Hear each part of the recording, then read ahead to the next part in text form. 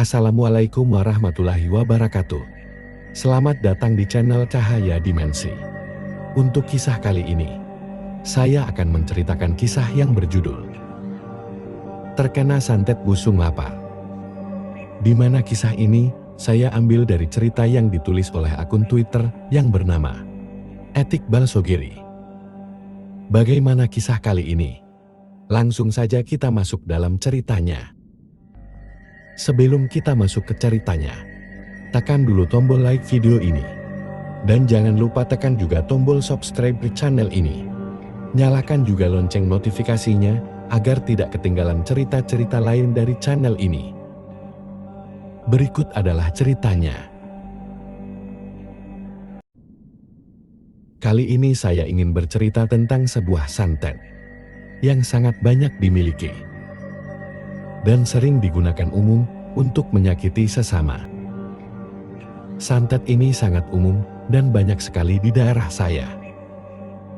Namun di cerita, hanya akan saya ceritakan sedikit saja tentang orang-orang yang terkena santet ini. Sebelumnya sedikit pun tidak ada maksud apa-apa dari saya menceritakan kisah ini. Hanya sebagai pengingat saja, agar kita lebih berhati-hati, dan bahwa menyakiti seseorang dengan cara tidak benar adalah perbuatan yang salah. Santet busung, itulah namanya. Disebut santet busung karena seseorang yang terkena santet ini perutnya akan membusung atau membesar, seperti bisul raksasa di perutnya. Dan umumnya korbannya tidak akan langsung meninggal. Meskipun hakikatnya, meninggalnya seseorang itu adalah kuasa Tuhan. Di daerah saya, santet ini dulu sangat mudah dikenali. Santet ini biasanya diletakkan di pohon-pohon atau kolam-kolam ikan, yang mana gunanya adalah jika ada seseorang yang mengambil tanpa izin atau mencuri, akan terkena santet ini dengan sendirinya. Namun di desa seberang sana, malah lebih sedikit sadis. Bukan hanya ditunjukkan kepada yang mengambil tanpa izin atau mencuri, bahkan orang yang tidak sengaja memungut buah yang sudah jatuh pun bisa terkena santet ini. Sejak kecil, saya selalu diperingatkan oleh orang tua saya, jangan pernah mengambil buah sembarangan. Karena sewaktu kecil, biasanya kami sedikit nakal dengan memetik sembarang buah-buahan milik orang lain. Orang tua saya selalu mengiyakan, terutama di pohon-pohon milik orang-orang tertentu, yang orang tua saya mengetahui bahwa orang tersebut memiliki santet busung itu. Sebenarnya pohon atau kolam yang diletakkan santet itu sangat mudah dikenali. Cirinya biasanya ada semacam plastik berisi air atau buntalan plastik yang digantungkan di dahan pohon. Jika di kolam ikan biasanya diletakkan di sebatang bambu yang ditancapkan di pematangnya. Umumnya seseorang yang terkena santet ini masih bisa diobati, biasanya dengan mendatangi pemilik pohon buah atau kolam ikan untuk kemudian meminta maaf dan mengganti rugi. Namun ada beberapa kasus yang mana pemilik santetnya tidak mau memaafkan, atau orang yang mengambil buang atau ikannya tidak tahu siapa pemiliknya karena mengambilnya di sembarangan tempat yang tidak ia kenal. Selain itu, santet ini juga bisa dikirimkan melalui media makanan, minuman rokok, atau segala sesuatu yang dikonsumsi. Biasanya itu dilakukan oleh seseorang yang memang iri dan punya niat jahat terhadap seseorang. Dari yang saya ketahui, santet ini bekerja melalui media perantara, seperti yang telah saya sebutkan. Kisah pertama dialami oleh adik dari tetangga saya, dan saya pun pernah mendengar ceritanya langsung dari korban yang terkena santet tersebut. Sebut saja namanya Karman.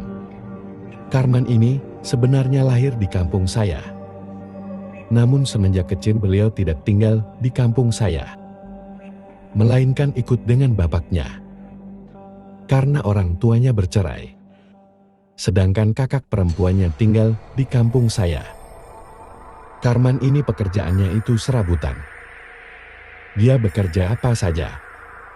Dari mulai berdagang hasil bumi, sampai mencari pakan hewan ternak. Kejadiannya bermula ketika ia mencari pakan ternak. Dia mencari dari hutan ke hutan. Dan orangnya memang sedikit sembarangan.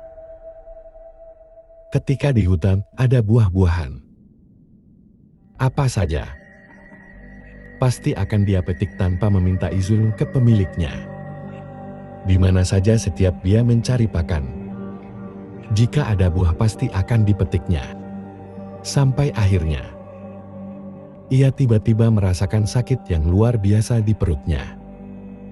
Dan sedikit demi sedikit perutnya membesar. Dan disitulah keluarganya meyakini bahwa Karman sudah terkena santet busung. Keluarganya pun bertanya, apakah dia pernah menyakiti orang lain? Atau dia pernah diberi sesuatu makanan oleh seseorang? Namun Karman merasa tidak pernah. Merasa melakukan kedua hal tersebut. Berobat kemana-mana sudah Karman jalani. Namun tiada satupun orang pintar yang dapat mengobati. Karena mitosnya, memang santet ini sulit diobati. Selain dari pemiliknya yang menarik kembali santetnya, berobat medis pun, dokter kebingungan. Karena belum pernah menemukan penyakit seperti ini. Dari salah satu orang pintar yang didatangi, orang tersebut memberitahukan bahwa santet ini didapatkan bukan dari orang yang iri atau benci dengan Karman, namun karena sifat Karman yang sembarangan dalam mengambil sesuatu yang bukan miliknya tanpa izin. Akhirnya Karman pun menyadari perbuatannya dan mengaku dia memang suka sembarangan mengambil milik orang lain, meskipun hanya buah-buahan di dalam hutan. Orang pintar itu pun menyarankan Karman untuk mendatangi pemilik buah yang pernah dia petik dan meminta maaf serta mengganti rugi. Barangkali saja pemiliknya mau memaafkan dan menarik kembali santet itu. Namun Karman tidak tahu pemilik pohon mana yang telah menaruh santet itu pada buah-buahannya. Karena seingat Karman, dia selalu melakukannya di setiap hutan yang dia datangi. Akhirnya Karman hanya bisa menerima nasib, merasakan sakit yang luar biasa. Namun atas bantuan dari orang pintar lainnya, rasa sakit yang diterima Karman hanya timbul sewaktu-waktu saja. Tidak setiap hari seperti yang Karman rasakan sebelumnya. Karman mengalami hal itu ketika usianya masih cukup muda hingga akhirnya Karman pindah ke rumah kakak perempuannya ketika usianya sekitar 40 tahunan. Dan ketika tinggal di kampungku, dia selalu bercerita dan menasihati kami bahwa agar jangan sembarangan mengambil sesuatu yang bukan milik kita tanpa izin dari pemiliknya, agar tidak mengalami hal seperti yang dialaminya. Karena bercerita bahwa selain merasakan rasa sakit yang luar biasa, penyakit itu membuatnya harus menjauhi kolam atau sungai. Karena jika dia terjatuh, dia akan selalu tenggelam. Meskipun kolam atau sungainya dangkal. Karman tidak lama tinggal di kampungku. Hanya beberapa bulan saja. Dia kemudian kembali ke rumah asalnya. Hingga tidak lama kami mendengar kabar beliau meninggal. Karena rasa sakitnya terus kambuh. Kisah berikutnya dialami oleh tetangga rumah yang dekat sekali dengan saya. Rumahnya, mari kita panggil saja namanya Rusdi. Rusdi ini orangnya memang kurang bergaul dengan tetangga. dan sedikit galak terhadap anak kecil. Saya ingat sekali ketika saya kecil. Saat itu Rusdi sedang menjadi buruh cangkul milik tetangga saya. Dan nenek saya sedang menanam padi. Bersampingan dengan sawah yang sedang Rusdi cangkul. Saya sedang bermain dengan anak perempuannya. Di sawah itu, kami sangat senang mencari belut. Meskipun aku tidak suka dengan makanan dari belut, namun aku sangat senang mencarinya. Temanku anak perempuan Rusdi ini berkata bahwa bapaknya mendapatkan banyak belut dan disimpan di kaleng dekat air minumnya. Karena penasaran, aku pun ingin melihatnya. Kemudian bersama anaknya, aku melihat belutnya. Tiba-tiba Rusdi datang dan membentak kami berdua. Saya ingat sekali dia menuduh saya akan mengambil belutnya. Padahal saya di situ dengan anaknya, dan anaknya pun tidak luput dari omelannya. Aku pun langsung pergi meninggalkannya. Dan aku bercerita kepada orang tuaku. Kemudian orang tuaku memberitahu bahwa Rusdi itu memang orangnya temperamen dan cepat marah. Jangankan kepada orang lain, kepada keluarganya sendiri pun memang seperti itu. Dan orang tuaku maklum dengan hal itu. Berbeda dengan Rusdi, istrinya adalah orang yang sangat baik, lembut dan ramah kepada siapapun. Keluarga Rusdi ini memang orang yang sangat miskin. Bahkan untuk sekedar makan saja, mereka sangat kesulitan, selain jadi buruh tani. Rusdi kemudian mencoba berjualan sayuran hasil dari kebun. Dari situlah perekonomiannya sedikit membaik. Istrinya bercerita dari hasil berjualan suaminya. Untuk kebutuhan makan selalu terpenuhi. Bahkan sekarang, yang tadinya istrinya sangat lelah jika hendak memasak, karena masih menggunakan tungku. Sang istri pun harus mencari kayu bakar sebelum memasak. Namun saat ini suaminya telah mampu membelikan kompor minyak, yang meringankan pekerjaan memasak istrinya. Namun nas pasar tempat berjualan sayuran Rusdi terletak di daerah yang memang rawan akan santet. Terlebih lagi, Rusdi bukan warga sekitar pasar, melainkan pendatang dari desa lain yang berjualan di pasar itu. Saat usahanya mulai ramai, ada seseorang sesama pedagang sayur di pasar itu mulai mengakrabkan dirinya kepada Rusdi. Rusdi yang memang orangnya sangat polos, tidak merasakan keanehan apapun. Belum genap 3 bulan Rusdi berjualan di pasar itu. Dan dagangan yang Rusdi jual pun sebenarnya hanya daun melincu, pepaya muda dan bahan-bahan untuk sayur asem. Keuntungannya pun sebenarnya hanya sedikit. Rusdi hanya pedagang kecil saja. Namun iri hati dan rasa tidak suka telah membutakan hati. Seseorang yang berusaha berteman dengan Rusdi ternyata berniat jahat. Suatu hari dia memberikan 1 kilogram ikan asin kepada Rusdi, tanpa rasa curiga sedikit pun. Tentu saja Rusdi dengan sangat gembira menerimanya. Karena selama ini Rusdi belum pernah bisa membeli ikan asin sebanyak itu. Dalam hatinya, itu bisa menjadi persediaan makanan di rumahnya. Rusdi pun bercerita kepada istrinya bahwa temannya sangat baik. Tentu saja istrinya pun senang. Kemudian istrinya memasak ikan asin itu untuk dimakan bersama-sama dengan keluarga. Selang beberapa hari, Rusdi pun jatuh sakit dan tidak bisa pergi ke pasar. Semakin hari semakin sakit dan perutnya mulai membesar. Saudara-saudaranya pun mulai berdatangan. Karena sakit yang Rusdi rasakan semakin parah, Rusdi selalu mengerang kesakitan. Dengan perutnya pun semakin membesar. Dan sudah tidak bisa diajak berkomunikasi. Para saudaranya akhirnya yakin bahwa Rusdi telah terkena santet. Busung lapar dan bertanya kepada istrinya, apakah Rusdi pernah mengambil atau diberi sesuatu oleh orang lain. Istrinya pun teringat ikan asin yang pernah dibawa suaminya dan menceritakan bahwa suaminya telah diberikan ikan asin sebanyak 1 kilogram oleh temannya di pasar. Dan setelah makan ikan asin itu, esoknya suaminya mengeluh sakit pada perutnya. Hingga seperti ini. Saudaranya pun tidak bisa melakukan apa-apa. Salah satu saudaranya ada yang berinisiatif untuk mencari pelakunya ke pasar, namun bukan untuk menuntut balas atau meminta pertanggungjawaban. Karena jika hal itu dilakukan, khawatir saudaranya yang lain pun akan dikirim santet juga.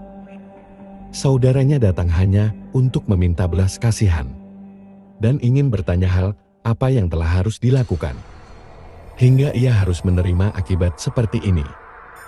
Kasihan istri dan anak-anaknya, apalagi ada seorang anaknya yang baru saja lahir. Namun setelah dicari dan bertanya-tanya ke semua pedagang di pasar, tidak ada satupun yang mengenal orang yang dekat dengan Rusdi. Entah orang itu disembunyikan atau memang benar-benar tidak tahu. Orang itu tidak pernah ditemukan. Selang beberapa hari, Rusdi pun meninggal dunia. Saya sangat sedih karena melihat teman saya, anak perempuan Rusdi, menangis kehilangan ayahnya. Sungguh memilukan nasib teman saya. Terakhir kali saya bertemu dengannya adalah ketika saya hendak masuk kelas 1 sekolah dasar. Saat itu, saya datang ke rumahnya, ingin mengajaknya untuk sekolah. Namun ia berkata bahwa ia tidak akan sekolah dan akan pindah ke rumah orang tua ibunya. Itu terakhir kalinya saya bertemu dengan teman saya. Karena sepulang sekolah ia telah pergi bersama keluarganya. Dan hingga sampai saat ini, saya belum pernah berjumpa kembali dengannya. Kabarnya ia telah menikah. Dan semenjak pindah ke rumah kakek neneknya, hidupnya lebih baik secara ekonomi. Kisah selanjutnya terjadi belum lama. Ini dialami oleh teman ayah saya. Masih satu desa, namun beda kampung dengan saya. Teman ayah saya ini sebut saja Dulgani. Dulgani ini pekerjaannya adalah seorang penebang pohon. Entah itu dia membeli untuk kemudian dijual kembali menjadi balok-balok kayu, atau hanya bekerja memotong pohon yang diminta oleh orang lain. Dulgani ini berasal dari kampung tetangga, yang mana di kampungnya sendiri santet busung pun banyak bertebaran. Perawakannya kecil. Dan Dulgani adalah orang yang humoris. Kata-katanya selalu mencairkan suasana dan selalu membuat orang sekitar tertawa. Ditambah dengan logat kampung sebelah yang khas, membuatnya semakin menjadi sumber hiburan bagi orang-orang yang berada di dekatnya. Suatu ketika, Dulgani mengalami sakit yang luar biasa di bagian perut, membuatnya tidak bisa melakukan aktivitasnya seperti biasa.